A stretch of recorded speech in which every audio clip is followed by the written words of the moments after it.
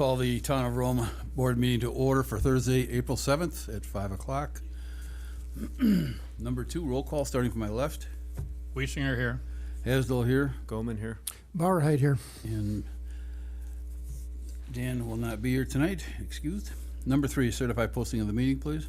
I certify that on Monday, April 4th, 2022, the agenda for the Town of Rome Board meeting for Thursday, April 7th, 2022 was emailed to the Wisconsin Rapids Tribune at 2:18 p.m., posted at Rome Town Hall at 2:10 p.m., at Leicester Public Library of Rome at 4:05 p.m., and at Nakusa Port Edward State Bank at 4 p.m. Thank you. Number 4, can I get a motion to approve the agenda? Motion to approve as presented. Second. Any discussion? All those in favor, please signify by saying aye. Aye. Any opposed? Motion carried. Number 5, please stand for the Pledge of Allegiance.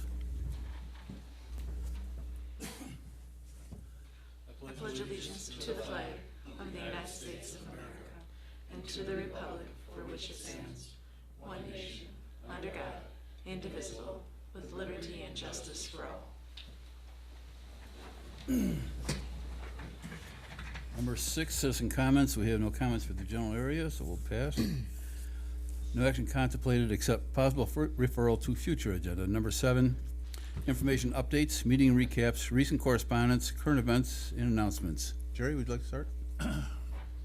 Just a reminder that Lake Sherwood Lodge will be having their annual free Easter dinner from 11 till 3 p.m. on Easter Sunday. All are welcome. Dan? I have nothing. Bob? Nothing. And I believe there's an Easter egg hunt tomorrow, isn't there? I don't think it's tomorrow. Arrowhead has one. No, there's another one tomorrow. It was early on not tomorrow, on Saturday, the 9th. Was it the library? Library. Was it? Okay. I have 4 items if you. Oh, sure. By all means. So first, if you, hopefully you've noticed, but our new entrance signs, our new welcome signs to the town went up this past week.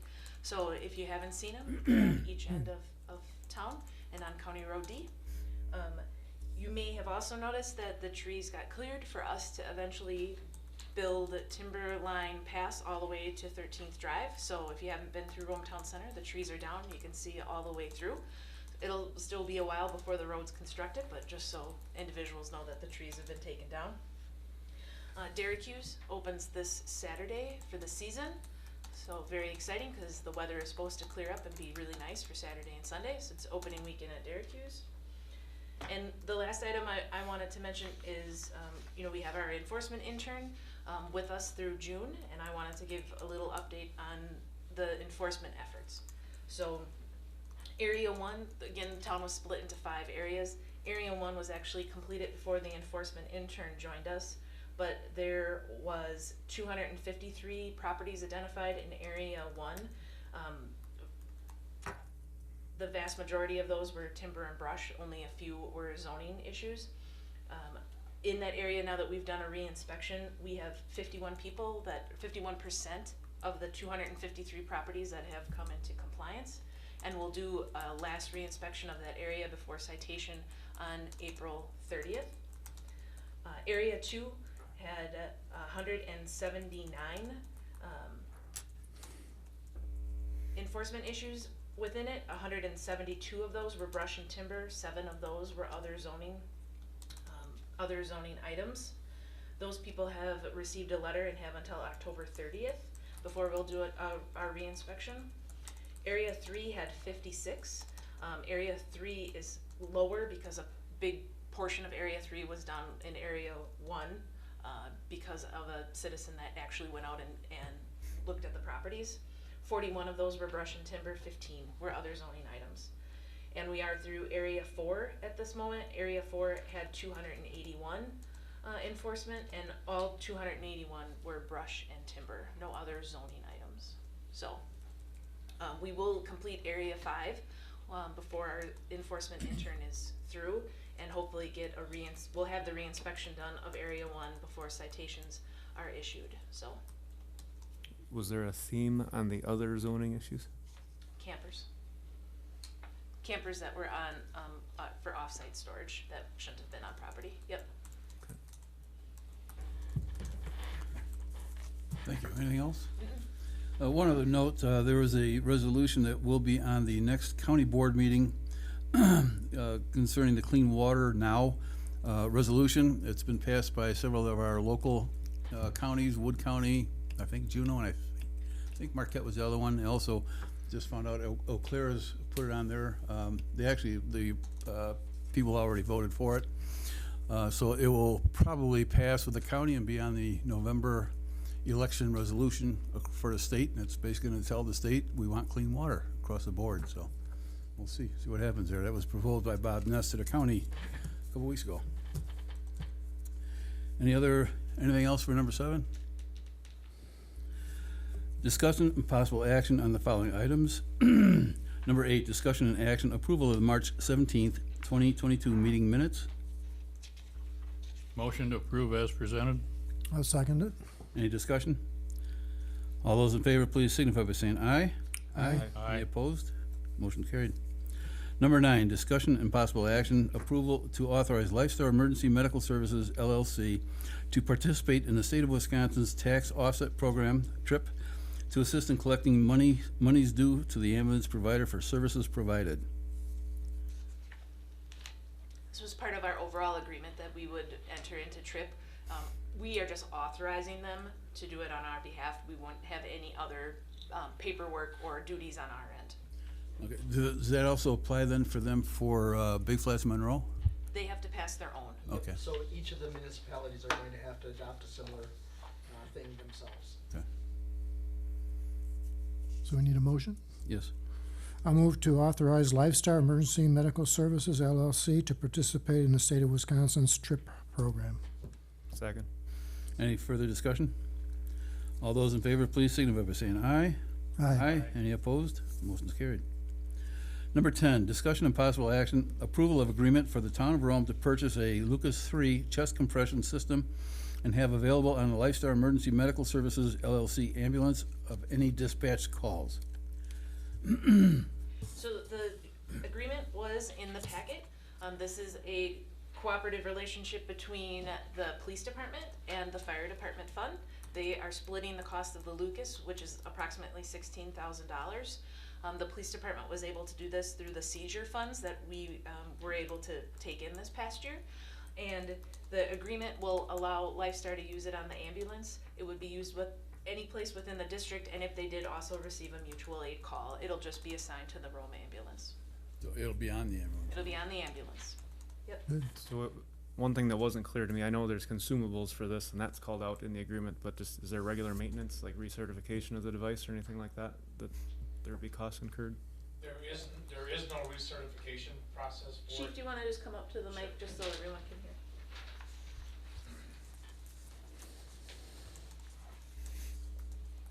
There currently is no annual recertification or maintenance costs associated with it. So, and Lifestar, as you said, will be responsible for the replacement of the consumable items that would be used for it. As long as you hear exactly what does it do.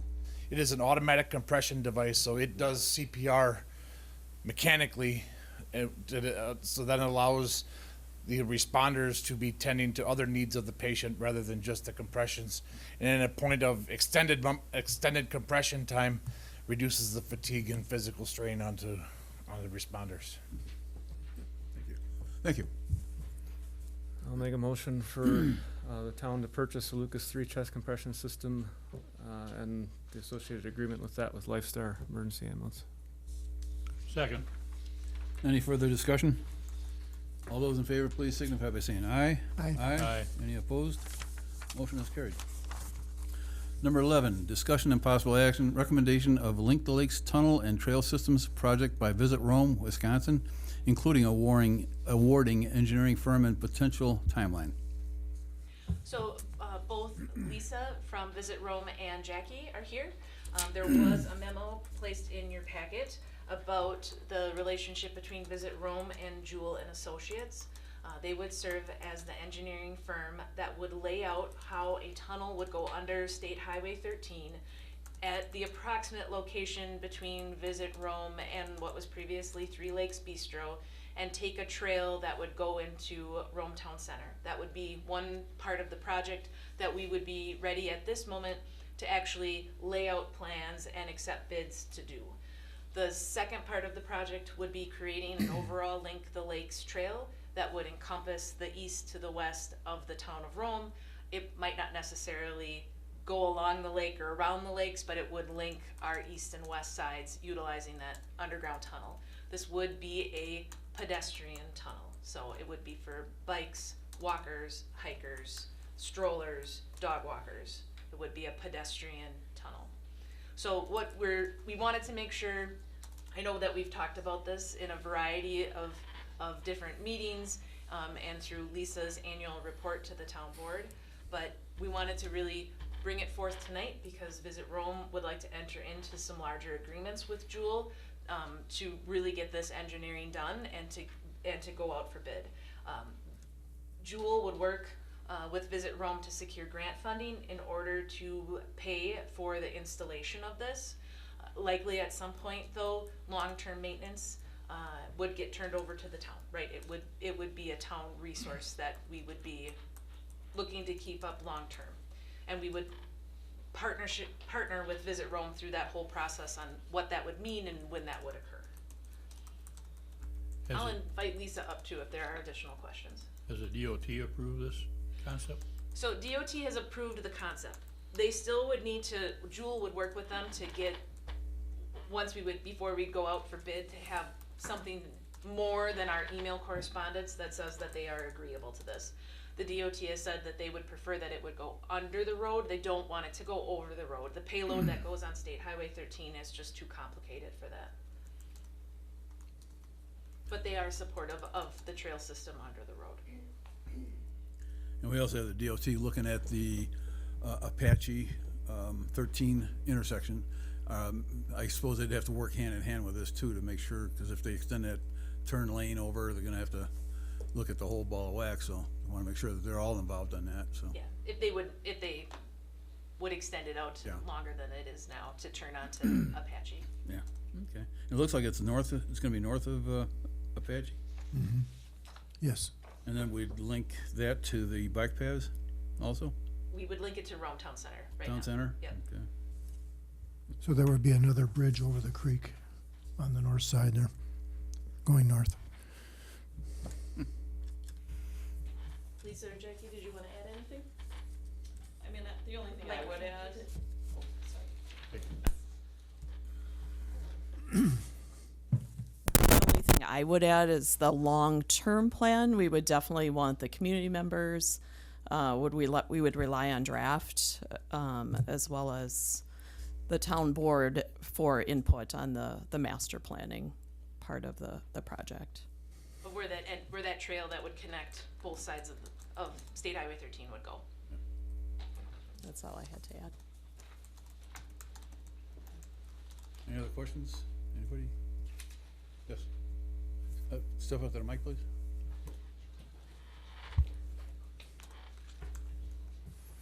I'm for a tunnel going through there, but you still have the state looking at the traffic pattern. What happens if they decide to shave the hill and now your distance in that tunnel suddenly is gone? That's why we want them to work together, so they're gonna be doing a study this, So this is all about the study first. yeah, they're starting that in May and June, I believe. most So of it. the study piece is for the overall trail system. The piece for the tunnel and to get to Rome Town Center, that would be engineering plans. So DOT would have to approve those engineering plans. So we will certainly, Jewel will work in partnership with them to make sure that they are comfortable with that before it would go through. Okay, Yep. thank you. Yep. Now, if the DOT study determines that we need a stop and go light at that corner, wouldn't that also relieve the need for the tunnel? You got a stop and go light? So the DOT has been very clear with me that they would not put another stop and go light along State Highway 13. If anything would occur, it would be a roundabout, it wouldn't be a stoplight. And our stoplight that we have now, it would not be put in today if the decision had to be made again. So, they have made it clear that stoplights are not the way that they would go forward.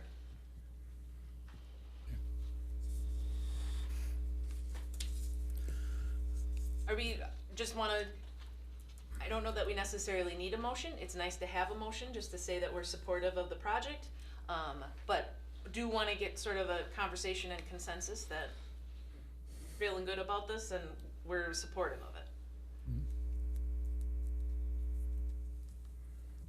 I'll entertain a motion. Okay, I'll make a motion that the town support Visit Rome in their efforts to secure planning and bids for a tunnel under Route 13. I'll second that. Any further discussion? All those in favor, please signify by saying aye. Aye. Aye. Any opposed? Motion's carried. Number 12, discussion and possible action, approval of revisions to the Quick Trip, Inc. Developers Agreement regarding purchase of an approximately 1.995 acre parcel in the Commercial A subdistrict of Rome Town Center, a portion of parcel number 030-01136-0575. So I have a couple of comments just to make on this to get background. You may recall early January, you had approved the sale of an approximately 2-acre parcel to Quick Trip. In doing that approval, you adopted a resolution. You also, I believe in your packet, had a copy of the developer's agreement that was being proposed. We did receive a request from Quick Trip to amend that developer's agreement, and I'd like to touch on the key points that they're asking to amend. First off, they're asking to set the location of the posting board to be in a mutually agreeable place. So if that were to change, that we would be working together to establish where that would be. Second, we have a provision in our developers agreement for if there's a sanitary sewer system, where that might be placed, either in the right-of-way or on their property. The request is to amend the language there to have that if it does go out of the right-of-way onto the property, that it be in a mutually agreeable area. So working together to establish where that would be. And then third, as you likely recall, with all of our developers agreements, we have a provision for a buyback if there's not substantial completion. The request has been to extend that to 3 years for substantial completion. It would be 3 years after closing to allow them to substantially complete development on that parcel before we would be able to invoke the buyback provision of the developers agreement. But you're talking about the area to the west of the property, right? The main property now? And then aren't they planning on putting a drive-through there? Are they not planning to do that initially, or why do they want to go out another year? Any idea? So I don't know what their motivation was for that. I mean, so that would still have probably a site plan amendment that would come through the plan commission. And I think maybe some of it is related to what is termed substantially complete, right? So it might be that they're going to put that drive in, but they may have a phased development in mind for that parcel, and likely have they have experts there that put together their timelines, and they may have a timeline to complete the project as 3 years, and that's probably what's leading to the motivation to request the 3-year substantially complete. No, the impression I got, it was not their intent to fully develop that property right away, meaning put the fuel islands in the back. So, And they don't, at this moment, it wouldn't be, the additional fuel islands would go to the south. They wouldn't be behind the property. Behind the property really would be a means in which if those additional fuel islands went in, they could exit out the back instead of that traffic being crossed in front of the structure. You may have noticed now with the concrete that they've put in, they've shortened up that distance. There isn't that parking area in front of the canopies on State Highway 13, so this would just allow for some better traffic flow out the back. But we do not have a site plan on this property. That was not part of the approved site plan that's already been done by Plan Commission. we've seen something. Yeah, So we've seen we've seen very something. conceptual during the process of approving this. Which had fuel islands in the back, because there was conversation about traffic coming in off of, what road is that in the? Geneva.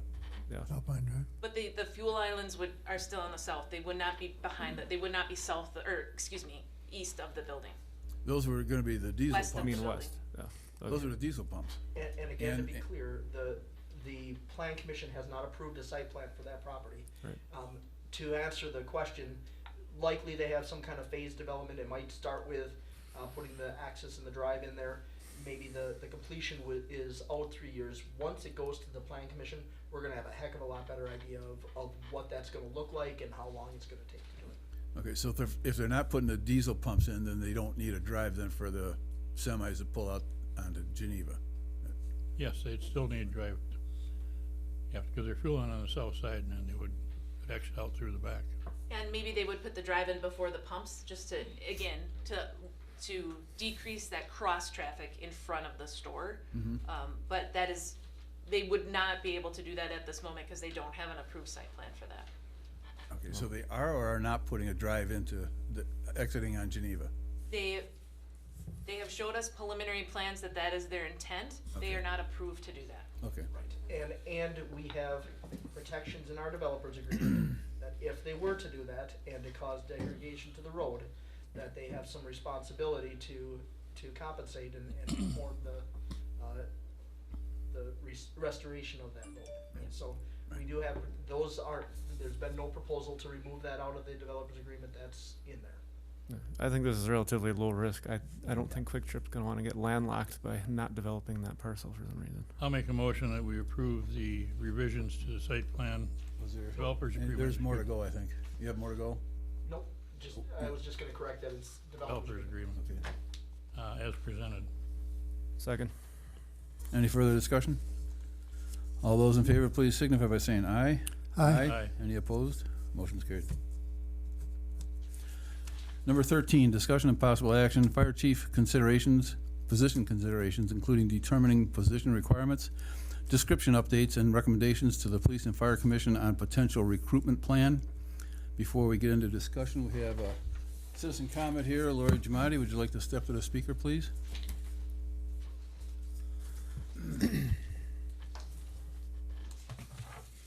Good evening.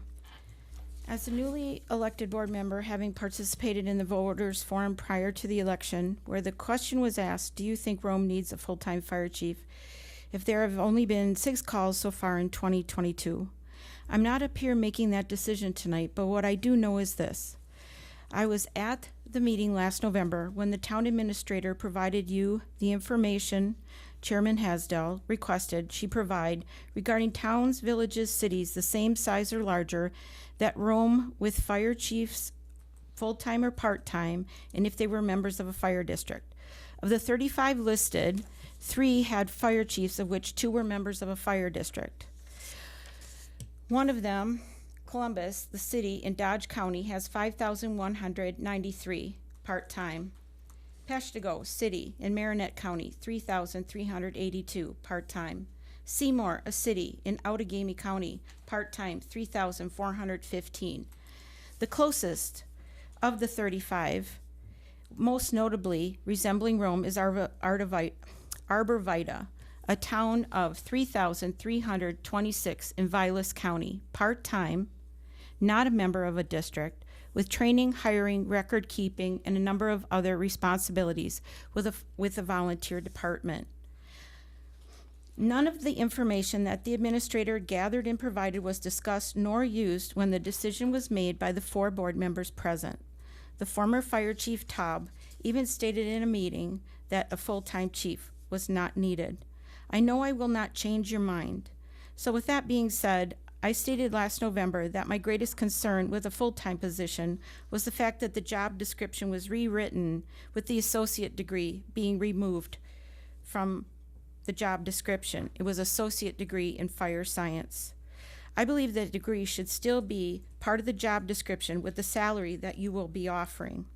It is my hope that as an incoming board member, not part of this decision you'll be making tonight, that if you do move forward, you maximize all the responsibilities in the fire department of the full-time fire chief, if that's the decision you choose to make, and reinforce the decision that you made last November with 4 board members present. And that job could also include those fire inspections, which could be offset by fire insurance dues. And again, I know I will not change your minds. I respect each and every person that chooses to serve our community in protective services. And remember, we're here to serve the taxpayers. Thank you. Anybody like to respond?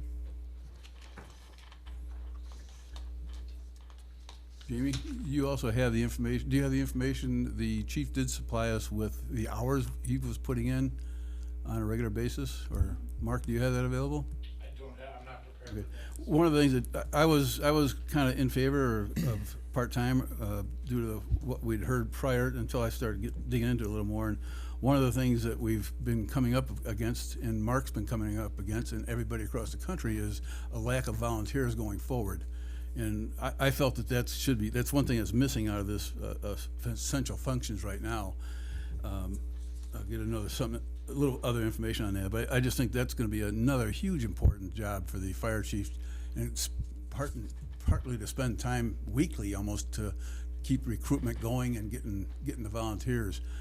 It's a time constraint for a lot of folks, but it's to me it's a very important part of the job. The other one is especially our location here with the fire hazard we have with the trees and the forests around here. Enforcement of the brush and timber ordinance is going to be, I think, more important as we go down the line also. So I think, to me, I think it's an easy assessment that it is a full-time job. Going forward, there's just a lot of other things they do, the duties, the training, the equipment, checking the equipment, all the inspections and whatnot going forward. So that's my opinion. Anybody else? I mean, I see both sides of the argument here, and we're in a difficult spot right now, right? We're losing membership, although I think maybe we're somewhat stable right now, but it's a low number, don't get me wrong. And this department has a lot of equipment and a lot of capability, and I don't think the turnout on the calls necessarily indicates that we have the ability to even use the majority of what we have, right? So I have some concerns on the financial end of that is all. But, you know, at this point, my biggest concerns is looking and going forward, if we're gonna go with full-time chief, is to make sure that we're really set on what we're looking for here.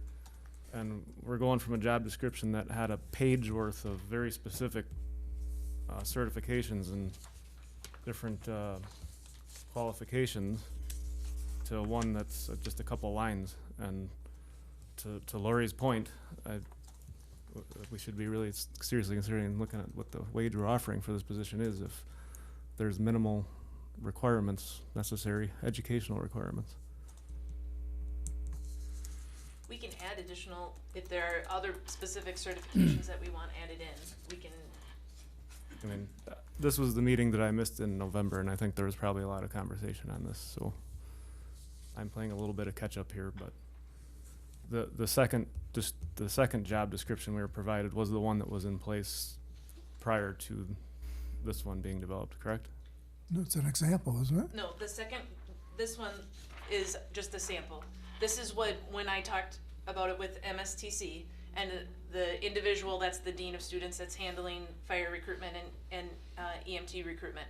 This was the sample that he said, if you were looking for another comparable to use, I just included it since he had it as a sample, and I thought we did a good job under that essential duties of encapsulating a lot of those things.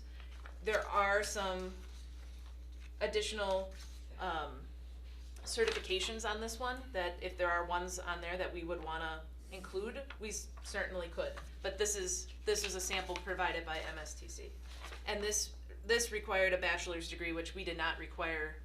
Right, it The was previous. associates, right? I was gonna just look back. I know that Lori had brought that up back in November, and I think that there was a fire officer required. I don't believe there was associate's degree required previously. I'd have to look back at that one.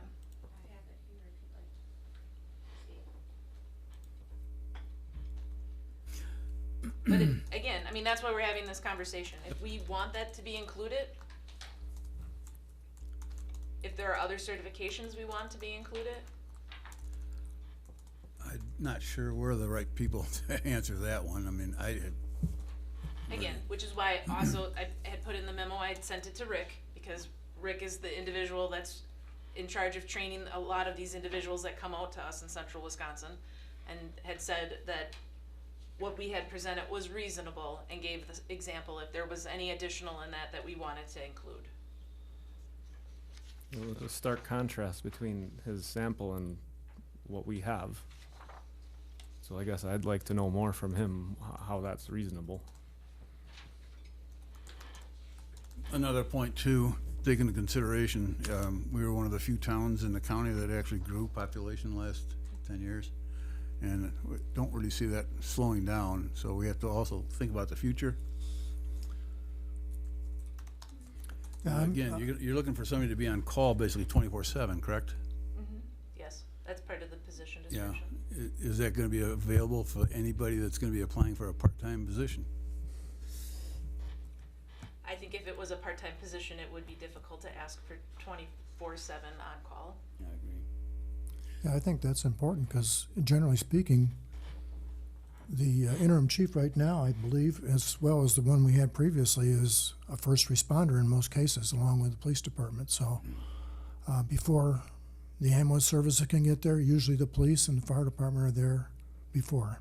And I think that's important. Staffing is also included in our job description, so I think you could extend that to include that spending a portion of his time trying to recruit people. Yeah, we're talking safety here, fire and personal safety, and I'd rather err on the side of full-time in this opinion. Just that, again, my opinion. Jerry? No, I agree. We want them to respond 24/7. You can't do that with somebody that's part-time. We discussed this all back in November and agreed that we wanted to go full-time and send it to the Police and Fire Commission for developing the recruiting process, you know, and now it's back. Lori? Here is where it shows that I pulled it up, Lori, so it stated associate's degree in fire science or Wisconsin certification as fire officer, so it was Either or. either or. Yes. And this would require 5 years of fire department experience, Wisconsin certification as a fire officer, or emergency services management being required. If that emergency service management is an associate's degree, we could add that in as an associate's degree in emergency services management. And again, that's fine for the salary that you have listed here, and support of full-time, and of course, safety above all. But again, in regards to your comment of this being a wildfire danger area, remind everybody at home and everybody here on the town board that in the summertime, we have DNR trucks always parked out here at the time, so they can support our full-time fire chief when he needs it. So I am in support of that. Again, if we have the right requirements for a full-time fire chief for the salary we want to pay him. DNR will not be the first responders. I didn't say that, Jerry. Well, they're just because they're here. They're gonna support the fire department, but they're not gonna be the first ones on site. Mark, can you give us a typical week of hours spent, roughly? You turned that one in and it was well over 40 hours, if I remember correctly. I don't have it here. Well, it bounced. It went from 25 to over 40 and then back to 25 to over 40. So there's obviously variability. There was COVID testing that was involved in that. Don't get me wrong. I'm all for, if we want to do a full-time fire chief, fine. But let's make sure we're properly utilizing that position. Make sure we got the right requirements. There's a lot of work to be done here and I'm going to say this, and I know it's going to be taken out of context, but to keep the fire department relevant in the town of Rome is going to fall largely on the fire chief's shoulders to make sure that that happens. Us having an ambulance base, this whole ambulance district is making a significant impact on the calls that the fire department goes on, and in a negative way from their perspective, which I totally get. The folks aren't getting all the hands-on experience that they were getting before. That poses a challenge for us going forward. So that's where my strongest feelings are, and I know this always becomes a political thing, but I'm not trying to make it that. No, you're right. I mean, it has an effect, but also we haven't come into our busy time of the year. This summer, who knows? You know? And the fire department will back up the EMS service. Right, but like I said, I would bet that the calls will still be down significantly overall as far as what they get to go on medical related. They should be. I mean, that's Yeah, why we got the. That's why we did that, yes. But again, when they get busy, you gotta rely on the fire department to be the responders. right? Which we need people. We need somebody that's available 24/7. Right. And not just occasionally when they're part-time. One other item, looking at the functions here, they're broken down into percentages, and one issue there, sometimes when you get down to ones that are like 2%, you might say recruitment might be a 2% or 5%, but that doesn't take away its importance. So I would also look at all these different items on here and rank them by importance. You know, that might only be 10% of the job, but it might be one of the highly important items of the job that we don't want to overlook. So when it comes time for reviews and things like that, that's my point there, is that it's not just the percentage involved, it's the importance of the different positions. I think recruiting is gonna be a huge one going forward. Staffing is included in 20% up above. And we also have under experience significant leadership in volunteer organizations, including recruitment management and supervision. I had the percentages in there because it was suggested that they should be in there going forward. I'm happy to That's also fine, take no, them out. that's fine. Yeah. No, that's fine.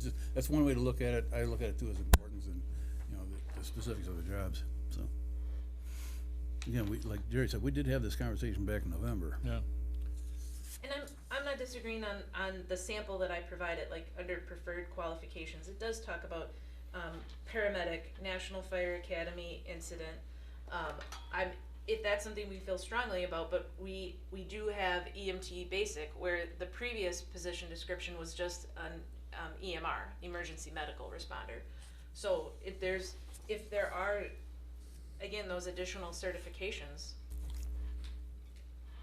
we can add them in.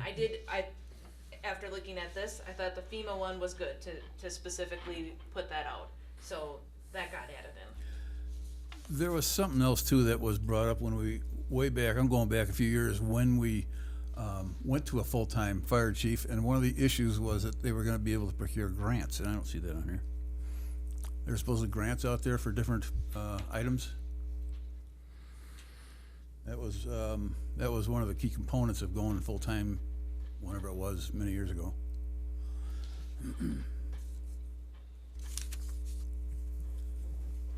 That can for sure get added in.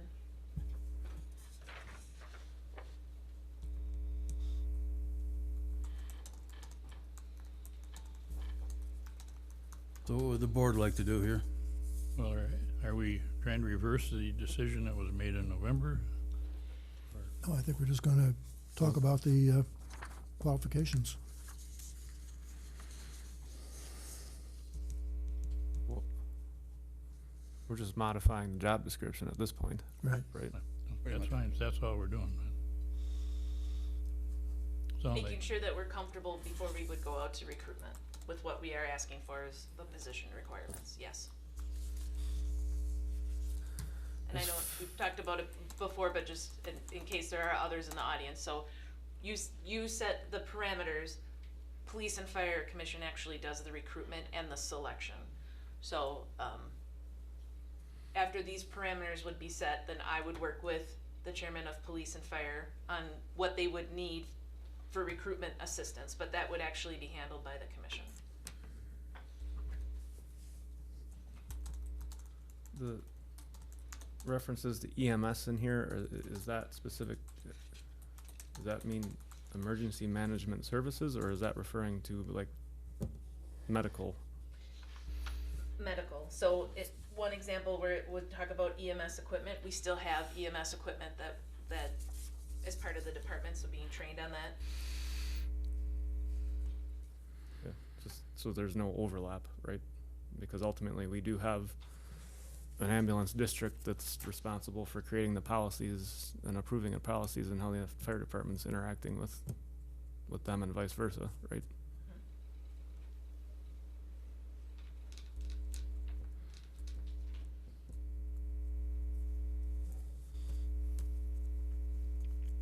Waiting for the board. Do you have a suggestion here, moving forward?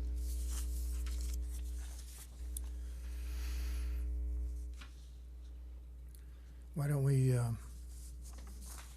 talk about amending this a little bit to add the writing of grants, put more emphasis on recruiting personnel, and adding the associate's degree as part of the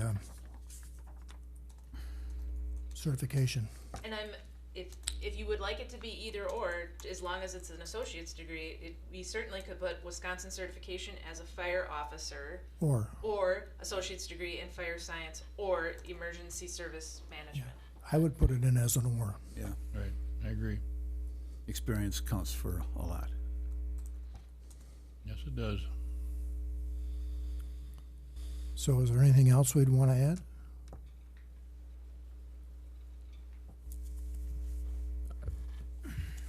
Looking at all these certifications in the example, and I can't tell you what's maybe really relevant here for, or not.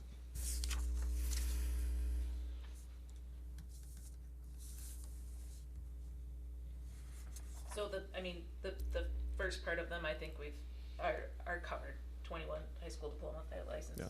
But so, like, fire inspector certification. So, right now, we're primarily utilizing one of the staff that's fire inspector certified, right? We do have the fire 3 inspection? staff that are fire inspector certified, but we do have that the chief would have to be fire inspection certified or obtain it within 2 years of employment. So we do have that they would be required to be a fire inspector.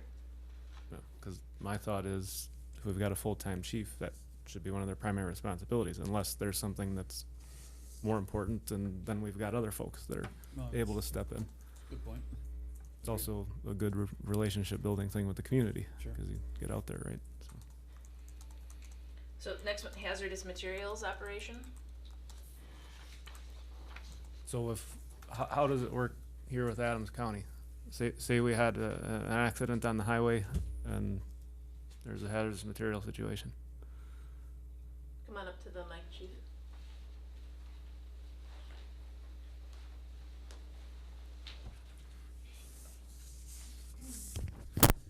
Currently, any hazardous material operations would require the assistance of the Wisconsin Rapids Fire Department being our closest hazmat team. To be a level 2 hazmat team, if we needed level 1 hazmat, they'd actually have to come from Wausau. Okay, so there's no need for us to have any sort of certification because it really would be meaningless, right? Correct. Because one person in and of themselves can't do anything, Correct. usually. We would be protecting exposures to the outside, setting up a perimeter would be the fire department's job here locally. Good. And containing any spread from going out. And if I could add one on one of those other requirements, adding fire officer 1 or fire officer 2 or an associate's degree is comparing apples to oranges. Fire officer 1, fire officer 2 are 30-hour classes that teach you how to be the person who's in charge of a truck. It doesn't teach you anything on how to manage a fire department. So you're learning how to run a scene, how to take care of 5 or 6 people on a given localized incident versus how to actually be a manager or administrator to the fire service. So they don't compare. The next several on there would be Fire Officer 2 certification, Emergency Services Instructor certification, Fire Officer 1, and Fire Officer 2. And again, we do ask then that you would either have Fire Officer certification or that associate's degree in fire science or emergency services management. But what you're saying is the way we have it written isn't You're necessarily what accepting we want. accepting 60 hours of classroom time that taught you how to take care of a localized situation versus and calling that equivalent to an associate's degree. The way it's written.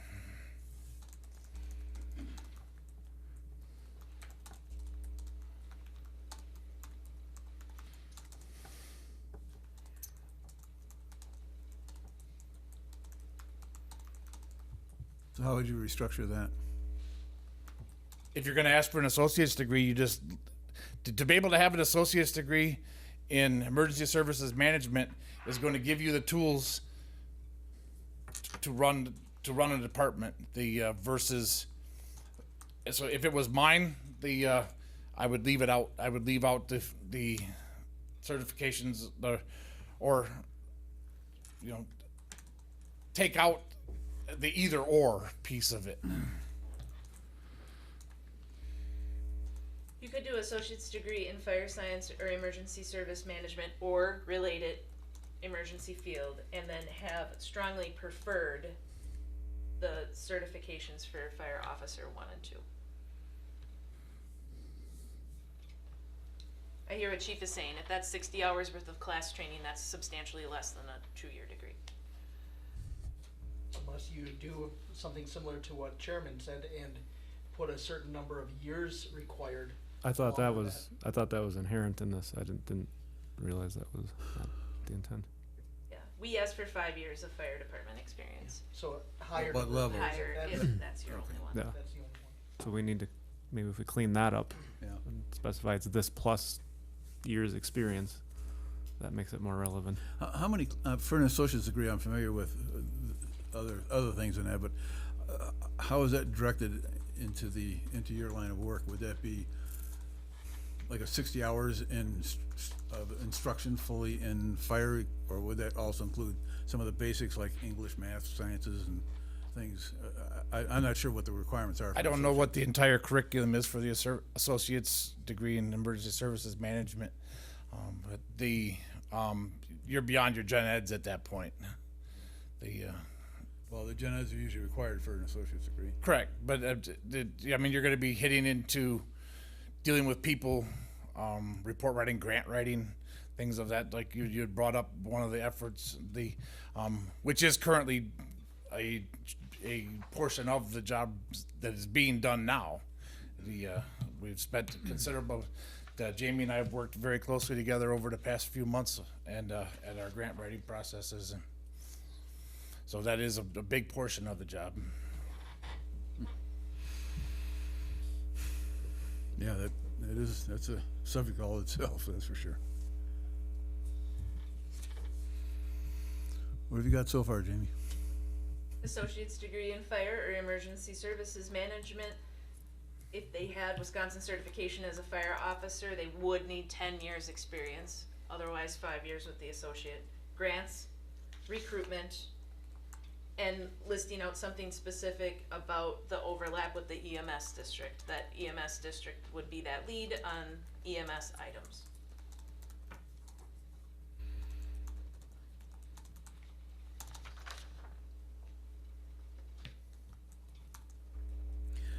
So what would be, for fire chief, what would be their experience in EMS?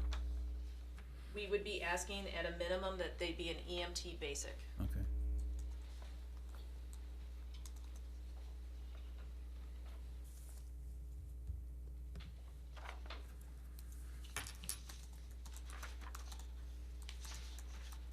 So I can make those additional changes and I can bring it back, just so we could look at it one more time to make sure that we are comfortable. Sounds good. Okay. Gary? Yep. Alrighty. Thanks, everybody. Number 14, discussion and possible action, update on estimated future Rome Town Center Band Shell Pavilion programming and maintenance expenses. Yep. Supervisor Goldman had asked for this at the last meeting, just that I put together a little bit more about long-term costs for the Band Shell Pavilion. Some of these, I'm gonna say, I was conservative, but I thought I wanted to make sure I included them. One, I would just point out, like septic maintenance, likely we wouldn't be pumping it every year, but I did put a cost in if we did pump it Yeah. every year.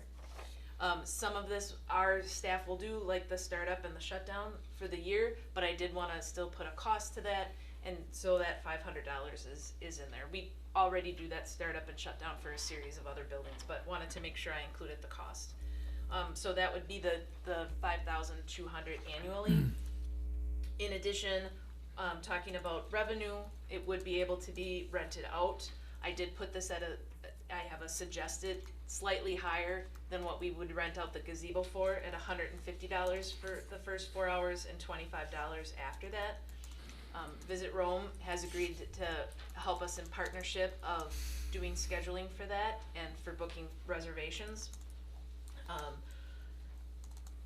With that said, I did put in here the question about waiving the fee. Right now, oftentimes when the gazebo is rented, we waive the fee, and so we don't really bring in that much income. I'm not sure, even if there was a request, that we would wanna waive the fee going forward, because then we don't have any offset on that income.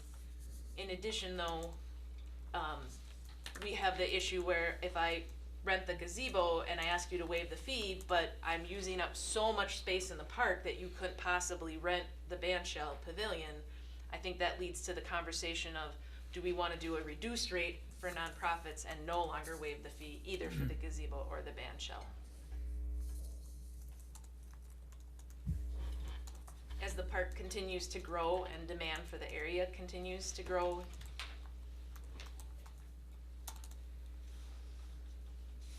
Yeah, one of the things we had discussed, Jamie and I, was we just can't see waiving the fee altogether. It just doesn't make sense, because that would take away the ability to, you know, have any income coming out of that, you know, possibly for several occasions. So reduced rates or whatever, but definitely have to have a fee involved.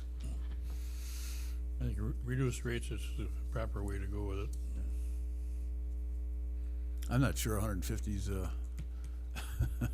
depends, I don't know. If somebody's using it for a wedding venue, so the gazebo right now is $100 for the first 4 hours. Here in the community room is a similar dollar amount. We charge more if you utilize the kitchen. I understand it's a very reasonable rate. I'm not opposed, but I also went with kind of the guidelines of what we have for the other rentals. But we're looking at approximately $5,200 a year maintenance cost there. And if you disregard the services that our public works to people would put in there, you could probably reduce it even to a little less than 3,000. What? Well, if you consider those costs are gonna be incurred anyway, whether they're working on the bandshell or something else, they'll still be here. Not necessarily. Sometimes they bring in part-timers to help fill in that, so Yeah, you gotta put the cost in there. That's, okay. there is a cost to the town regardless of how you think about it. Just doing something we weren't previously doing, Right. regardless. There's always other things they could be doing that, fixing roads.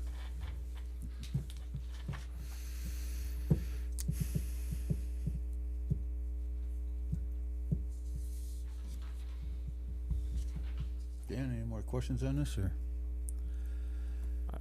I don't know.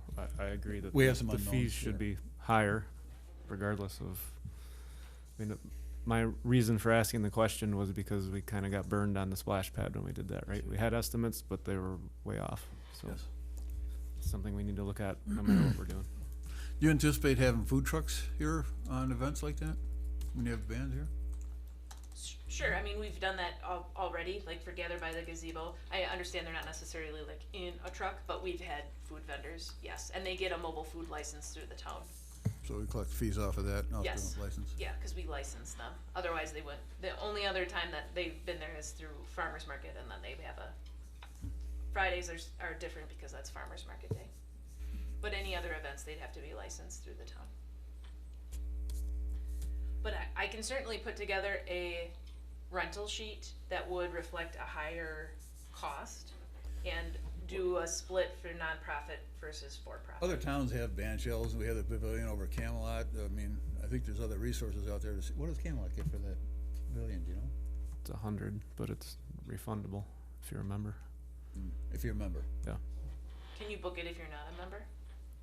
We have allowed it to happen, yes, but members get priority. thought it was more than $100, Dan. Yeah. Last time the snow bands asked for it, I thought it was 200, but Should have been 100. That was somebody being an opportunist, Yeah. not me.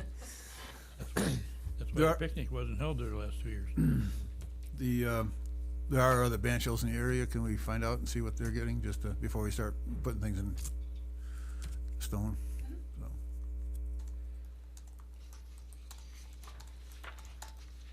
Anything else?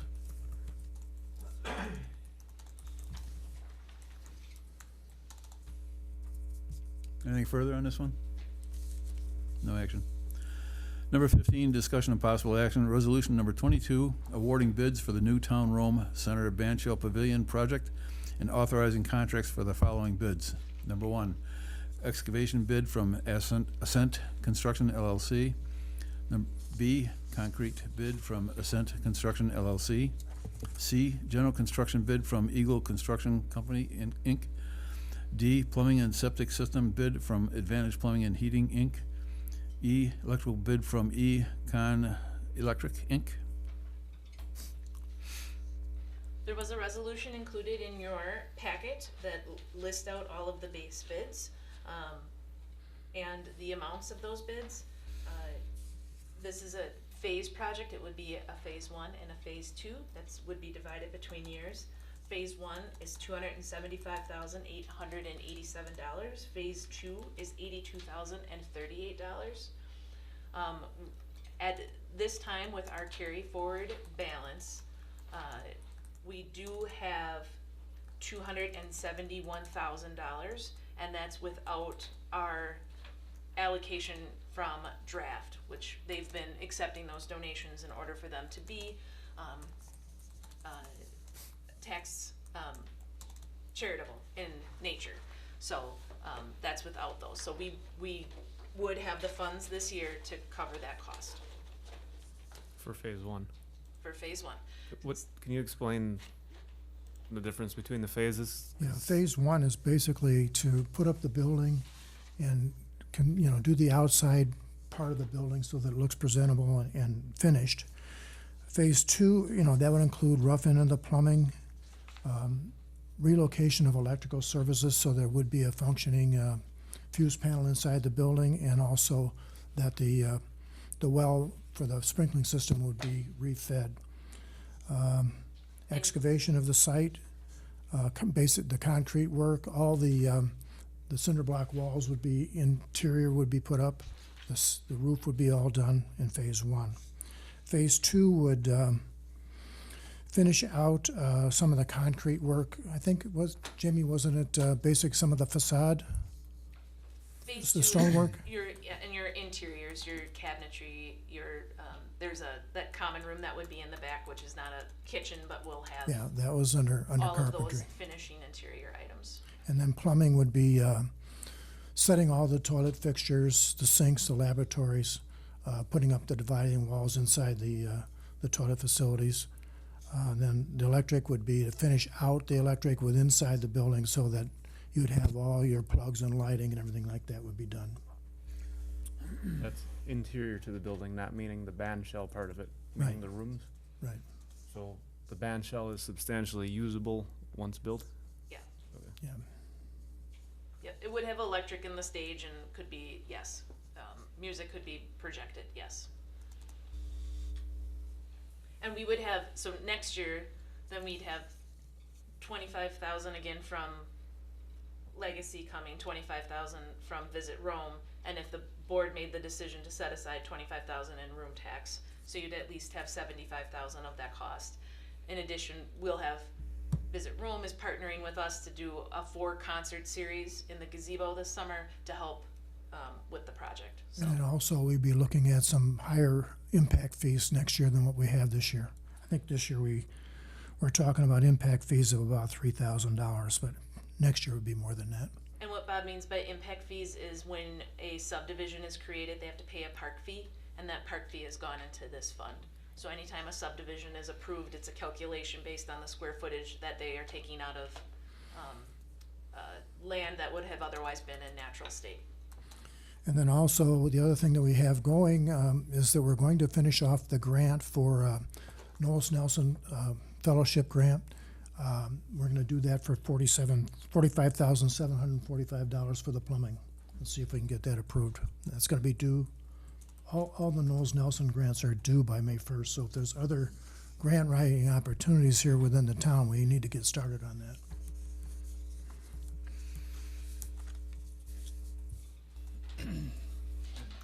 So you expect phase 2 then for next year? Next year. Just to comment that by approving the resolution, you're accepting the bids, and then you're directing us to draw up the contracts like we did with previous building projects, we'll be drawing up the contracts for them. Are all these prices firm on phase two? Are they- Yes. I mean, it was part of the bid agreement, yes, And it'll be part of the contract. yep. Yeah, the condition of phase two was that the winning bidder for phase one would also get the phase two work, so they're assured of that work for phase two.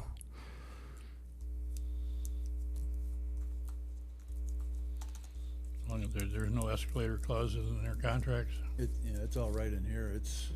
Here's the initial bid and phase two bid, so there's no outs in this one. And to that point, we do have a reference here to some auxiliary costs and are specific in what those would relate to. We won't put in escalator clauses.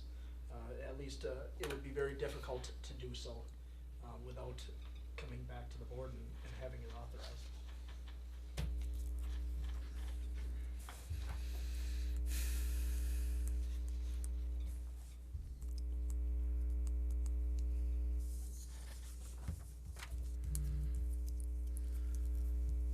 Somebody like to initiate a motion? Yeah, I move that the board approve the awarding of the bids for the new town room, new town room band shell and pavilion for excavation, concrete work, general construction, plumbing, and electrical. Are you adopting the resolution? Yes. Yeah, that would adopt the resolution that's attached.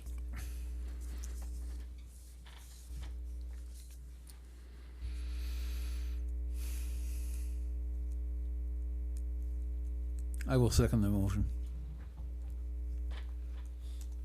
Any discussion? Further discussion?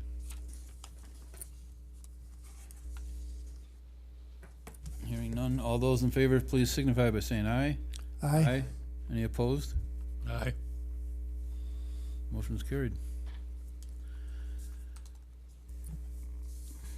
Number 16, discussion of possible action, approval of the first addendum to agreement for transfer site dumpster hauling and tipping services with Bausner? Trucking and Bausiner. Okay, sorry. Trucking and Excavating LLC. I can just touch on a couple points for this. So we do currently have an agreement with Baziner for the hauling and tipping services. Our current agreement goes until July 1st of 2022. This addendum does a few different things, and so I'll touch on those, the high points. One is we are amending the initial term to, instead of end in July of this year, it would go out to the end of year. The reason for that, we also have renewal clauses in there, and the idea is to have our contracts end at the end of our of the year to better align with our budget cycle. That's one change that's made by the addendum. Second, it increases the base rate after April 8th. The base rate moves from $95 to $103. And then third, it sets there's a fuel escalator in our agreement. That fuel escalator goes from $3 to $3.30. Again, just a point that the fuel escalator only comes into play when a month's fuel charges the costs of fuel are above a certain ratio, and it's spelled out in our agreement. But the Baziner has requested that we move that from the $3 to the $3.30.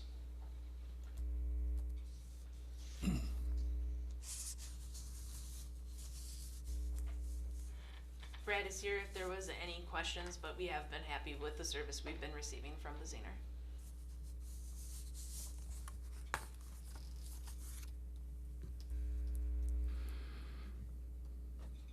Can I get a motion, please?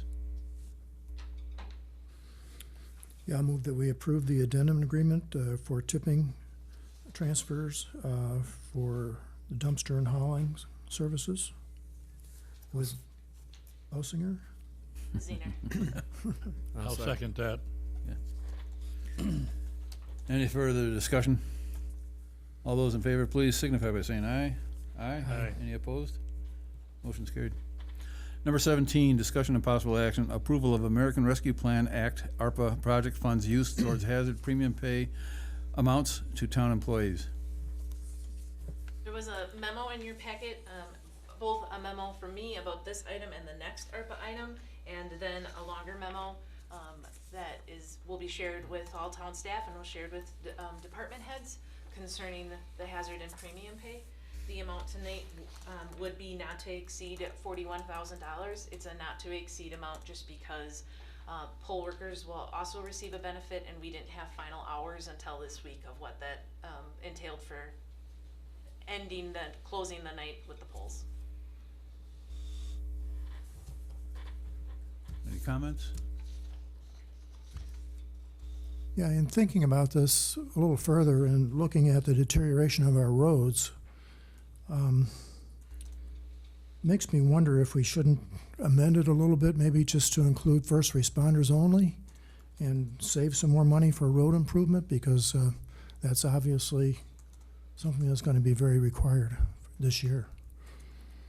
And if we look at where we're at now with what we've already funded, $81,845 that we've already committed to, that only leaves us $206,200 left over. And if we take off the $41,000, we'll be down to $165,000 for road improvement. So I did, when we talk about the ARPA funds in general, I do have a memo in the packet where I have been keeping track of that dollar amount. So to date, you funded the $81,845. If you funded this item and the next item in totality, which is the chip sealing and crack filling, which we talked about at the last meeting, your remaining of ARPA would be $41,261.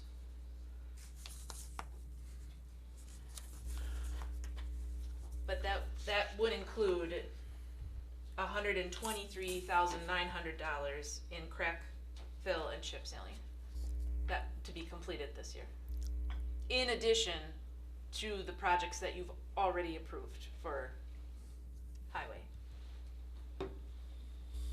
Yeah, we did go out and approve several more projects that were slated for the next year. We also have a possibility of getting a large grant from the BIL, wherever that one's. We applied for Apache. Yeah, and that's in the vicinity of $700,000. Yeah, I was going to say, That's a that'd be big a one. lot of money. So we do have funds there. One thing I'd like to mention, when this first came up, I was mixed emotion, but then I started thinking about, these are our most valuable employees, and everybody's gone through issues with COVID for the last 2 years, and I just felt it's one way to let our employees know that we do appreciate them. Without them, we don't function. We don't work well at all. So that easily changed my mind into moving forward with this project. I'll make a motion to approve the American Rescue Plan Act funds for premium for hazardous pay for the town employees as presented. Second. Any further discussion? And that would be paid on the next most available payroll? Yeah. Is that, okay. The only comment I'd like to make is similar to the one that you just made. I mean, this is hopefully a once-in-a-lifetime event for all of us, and Right. especially our government employees who had to work through the whole thing and not work from home and had to interface with the public. So we're not the only community that's doing this, and I think it's the right thing to do. They're out and exposed all the time where other people were sitting home working from home. It was one put forward by ARPA that we could actually use the funds for, and we just felt it was well-deserved, so. Okay, we have a motion and a second. All those in favor, please signify by saying aye. Aye. Any opposed? Motion carried. Number 19, discussion and possible action, continued consideration of potential American Rescue Plan Act, ARPA, project funding options. 18. 18 first. Oh, I'm sorry. Getting ahead of myself. Number 18, discussion and possible action, approval of American Rescue Plan Act, ARPA, project funds used towards crack fill and chip seal additional town roads previously scheduled for 2023. So included in the packet was the listing from Farner. It was asked to have individual listing of those roads that we had talked about at the previous meeting and what it would cost for crack fill, and chip sealing. So you can see that total cost is the $123,900 and the individual amounts for each roads. Brad's also here if you had questions on this or on any of the roads that are identified here. Brad, that wasn't hard, was it? I didn't think it would be. I assumed you agreed with the idea of doing the chip sealing rather than some of the paving projects? Come on up to the mic. Thank you.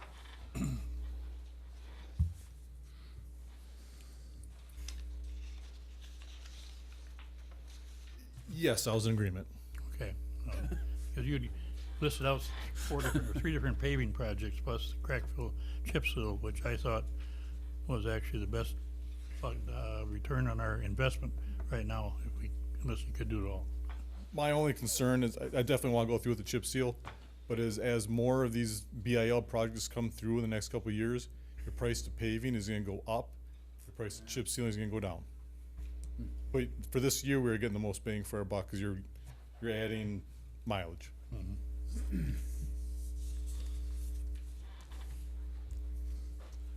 And I did see a note from Governor Tony Everts that apparently there weren't a whole lot of bids in for the BIL project funds. Sounds like what the word wasn't out there, so they're looking for more folks to sign up for it, although it's past due date. That was April 1st, right, I believe? You had to have your request in? April 1st that you had to have the request in for this first round? I believe it was, yes. Yeah, it was a really short timeline. It was Yeah. like 3 weeks that you had. So hopefully that increased our chances of getting Yeah. funds for Apache. Yes, hopefully. Yep. So, Motion to approve the crack fill chip seal proposal from Farner, Second. $123,941. 941. $123,941.25. okay. And Yeah, I Second. second with the amount in there. any further discussion? Just one question, does your motion then, authorize that to come from ARPA funds? Yes, from ARPA funds. Thank you. All those in favor, please signify by saying aye. Aye. Any opposed? Motion carried. Back to 19, discussion of possible action, continued consideration of a potential American Rescue Plan Act ARPA project funding options. Okay. So at the end of my memo, given that we approved those two, your remaining balance with the hazard pay and the crack fill and chip seal is $41,261. Again, we'd have to do these as separate agenda items, but just wanted to kind of give you where we were at. We will actually take a break here for a month because we have to do reporting now by the end of this month on where we are at with funds allocated and spent. But I have our list that we've been keeping track on. I just wanted to point a couple out. First, at the beginning, we had talked about the self-contained breathing apparatuses. The chief and I have applied for 2 grants and are hopeful that we might be able to get some cost to offset that 80, potentially as much as half to offset that 80. So that would be between $30,000 and $40,000 in order to accomplish that goal for this year. Parking lot improvements. We talked about the library, the EMS building, and the salt shed. While we're doing road projects this year, if it is an option to add in some of those paving projects while they're already mobilized here, that may make sense. The salt shed does need to have that pad done because there's rules about having that in front of the pad, in front of the salt shed, that it has a pad by state DOT. And then the other one that had been brought up just recently, that emergency traffic light control. I've had further conversations with Ron Johnson, no relation, who works for the DOT.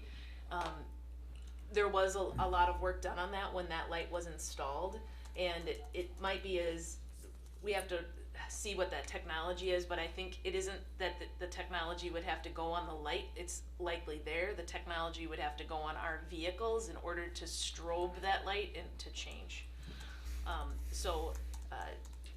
Ron has sent me a series of correspondence about that, and we'll see what that might entail to put it on our vehicles. One of the items on here was the camping permit software. Did we? I thought we did fund that one. No. We didn't? And next meeting, I will have a update for you where we are with, the gas line extension. Again, we funded up to $65,000. Our last number we had received from them was not as high as 65,000. So we might have some additional funds that we can use there. Those still have to be used for ARPA-related expenses, but, so there might, while this 41,000 is a finite number now, it might be slightly different once we know that number coming back from We Energies. Would the self-contained breathing apparatuses be eligible for 2% insurance dues? Should be. They're direct firefighting, so yes, there's a very high possibility that they could be used out of 2% money also. I think we have enough 2% to cover that. We likely would, but you wouldn't have any remaining, right? I think we carried about 90 over, so 90,000, so if you spent it all on that, then we would have, Didn't we pick up some more this year, though? we will pick up some more this year, yeah. So we're in between the 90 to 100,000. That might be a better revenue source than take the ARPA funds, which we are pretty well got spent.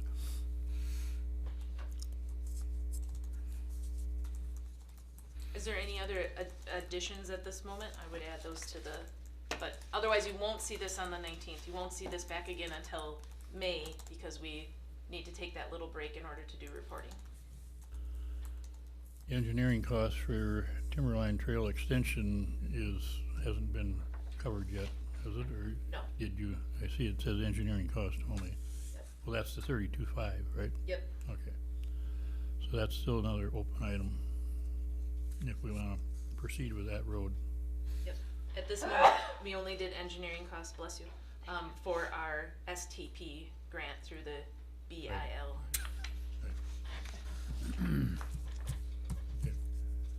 Want to hold on this until the next meeting? We have a little more documentation where we're gonna be. I don't think there's anything we can do at this point, right? No, no. Only if you wanted items added or taken off, we would adjust the memo. I have nothing to add. Okay. All right, number 20, discussion of possible action, approval of request from Visit Rome, Wisconsin, to waive the Rome Town Center gazebo rental fees for a summer concert series to benefit the Rome Town Center Park project from 4 to 10 p.m. Friday, June 3rd, 2022, Tuesday, June 28th, 2022, Tuesday, July 26th, 2022, and Tuesday, August 23rd, 2022. Motion to waive the town center gazebo rental fees for Visit Rome for the dates and times listed. Second. Any discussion? All those in favor, please signify by saying aye. Aye. Aye. Any opposed? Motion carried. Number 21, discussion of possible action, approval of a request from Discover Rome Area Family Trails Draft to waive the Rome Town Center gazebo rental fees for their annual Silent Sports Spring Picnic to be held on Sunday, May 22nd, 2022, from 11 a.m. to 3 p.m., and to use the Town Hall Community Room during the same time frame in case of inclement weather.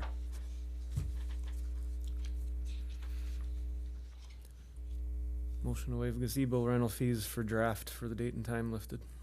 Second. Discussion? Okay to use the community room if it's inclement weather. Okay. All those in favor, please signify by saying aye. Aye. Any opposed? Motion carried. Number 22, discussion of possible action, approval of a request from the Adams County Chamber of Commerce and Tourism for a waiver of fees for the Rome Town Center Park rental for the Farmers Market event for each Friday from 8 a.m. to 3 p.m. Actual event 9 a.m. to 1 p.m. from May 20th to September 30th, 2022, with an extended hours on July 1st and September 2nd. Motion to approve the waiver of the fees for the Adams County Chamber of Commerce for. I'll second it. Discussion? All those in favor, please signify by saying aye. Aye. Any Aye. opposed? Motion carried. Number 23, discussion of possible action, approval of 3 temporary Class B retailer licenses for the Heart of Wisconsin Chamber of Commerce to sell fermented malt beverages at the Gather by the Gazebo events on June 14th, 2022, July 12th, 2022, and August 9th, 2022 at the Rome Town Center Gazebo. Motion to approve the temporary Class B license for Heart of Wisconsin. Second. Discussion? All those in favor, please signify by saying aye. Aye. Any opposed? Motion carried. Number 24, discussion and possible action, approval of a temporary Class B retailer's license for the Rome Snow Bandits to sell fermented malt beverages at the Rome Classic Car, Bike, and Snowmobile Show on June 18th, 2022 in the Rome Town Center Park. I'll move that we approve the waiver of the fees or the retail license for the Rome Snow Bandits to sell fermented malt beverages at their classic car show, Second. June 18th. A second by Mr. Supervisor Goldman. Discussion? All those in favor, please signify by saying aye. Aye. Any opposed? Motion carried. Number 25, the board may go into closed session pursuant to Wisconsin State Statute 19.85 sub 1 sub C, which reads, considering employment, promotion, compensation, or performance evaluation data of any public employee over which the governmental body has jurisdiction or exercises responsibility for the purpose of considering a request for a salary adjustment for water utility director. Motion to go in closed session pursuant to Wisconsin Stat Section 19.85 sub 1 sub C. Second. Can I get a roll call vote, starting from my left? Weisinger, yes. Asdell, yes. Goldman, yes. All right, yes. We are now in closed session. We will go into the other room. Please remember, if you stay in this room, that the mics stay live and the camera stays on.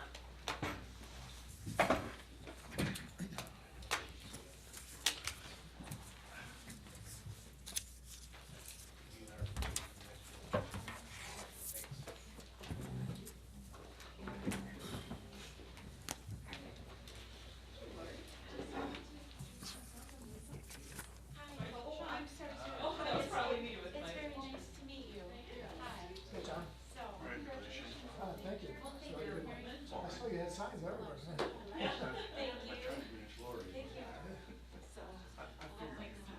Okay, we'll do that. So I was just gonna speak with Jeff, but it's Lisa, you said? Yes, Lisa. Very nice to meet you. Is our Rome person.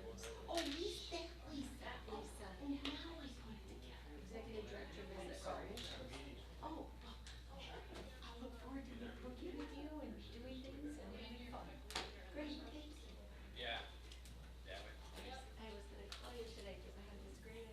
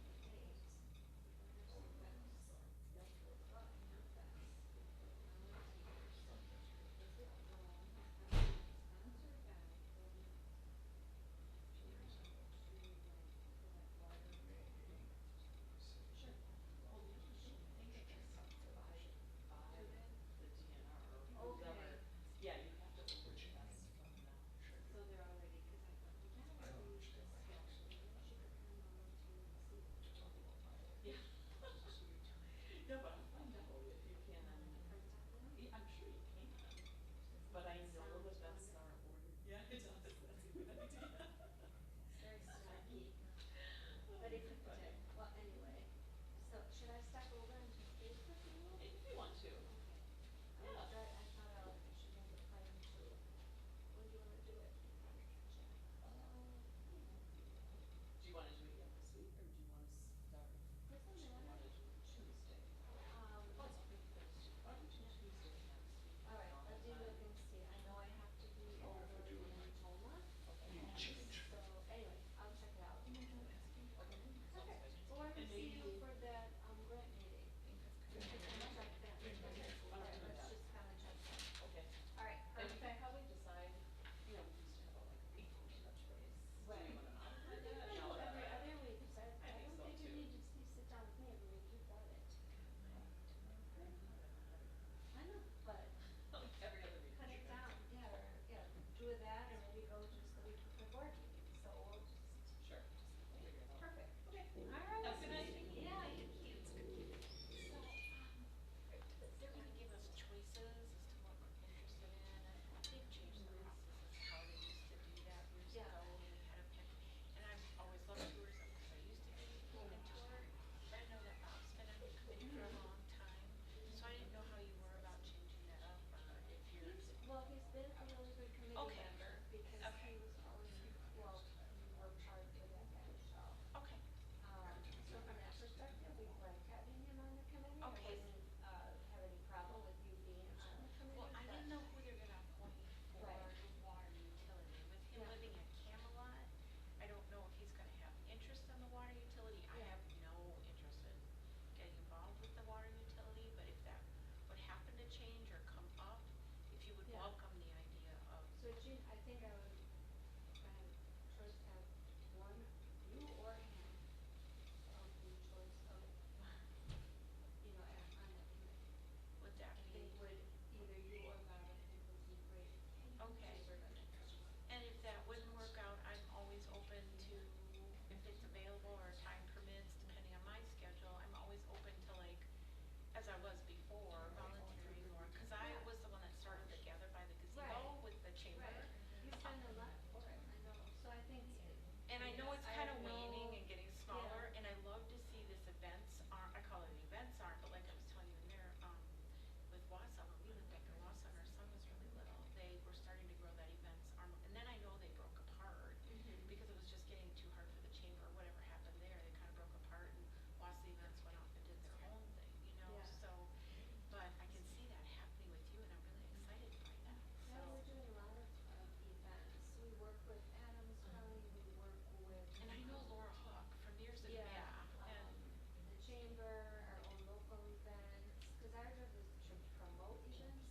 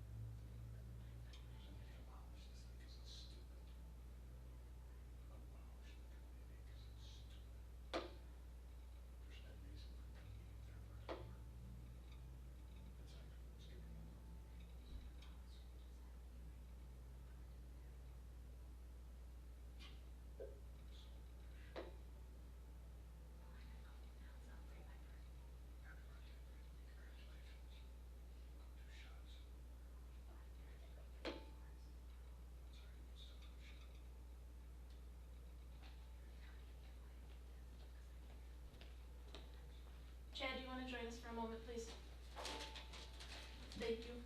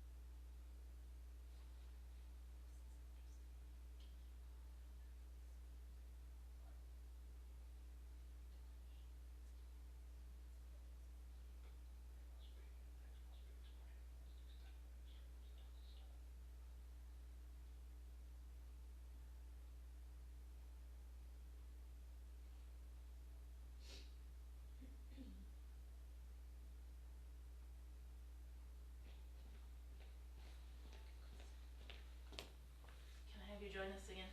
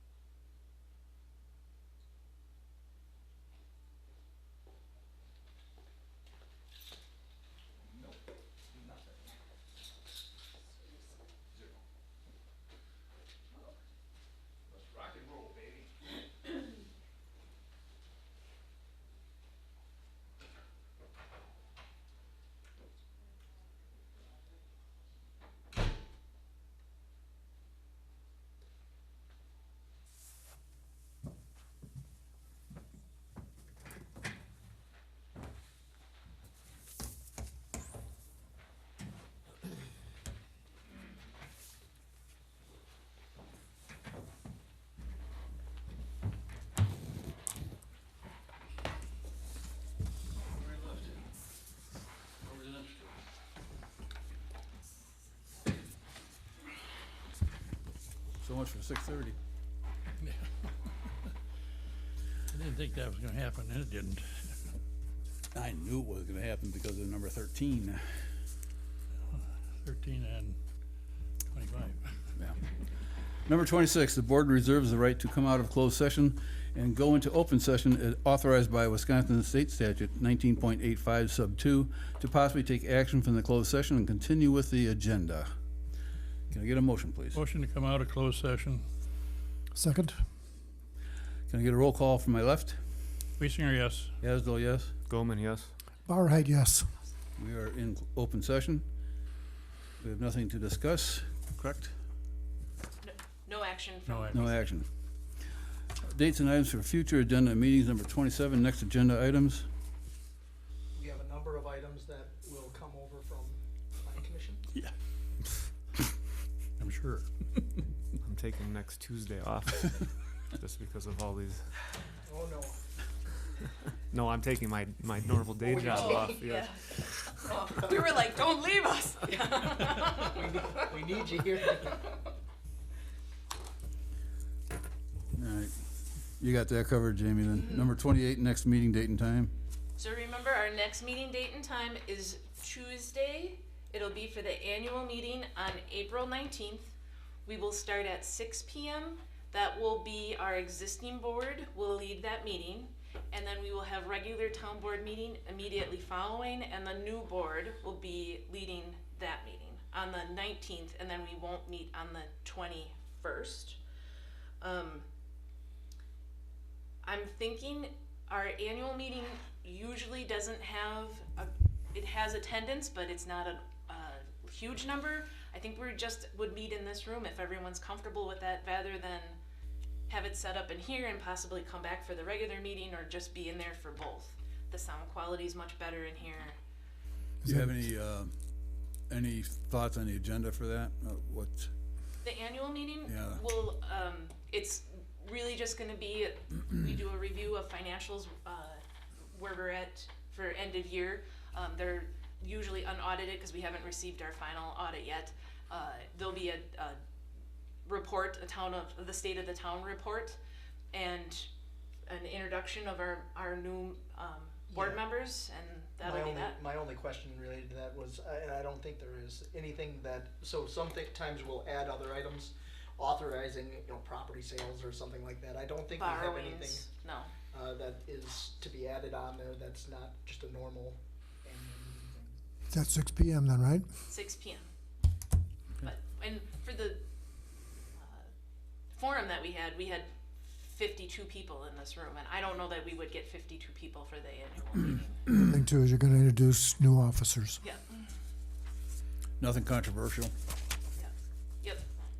So, April 19th, 6 p.m. with town board meeting to follow. Okay, a motion for adjournment, Motion to adjourn. Seconded? discussion? All those in favor, please signify by saying aye. Aye. Aye. Any opposed? Motion carried, we are adjourned.